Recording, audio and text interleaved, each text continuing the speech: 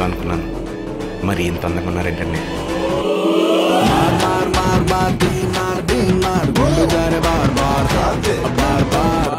ఈడు జోడు బాగుంది కదా.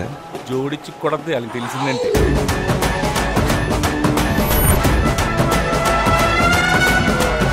పది మంది అబ్బాయిలకి ఒక్కతే అమ్మాయి అన్నారు కదరా, అయినా ఇదంతా మనకి ఎందుకు జరుగుతుంది?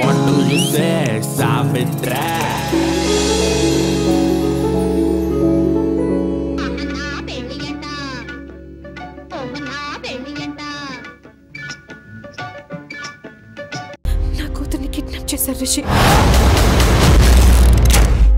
నా కూతుర్ని వెతికి పెట్టగలవా?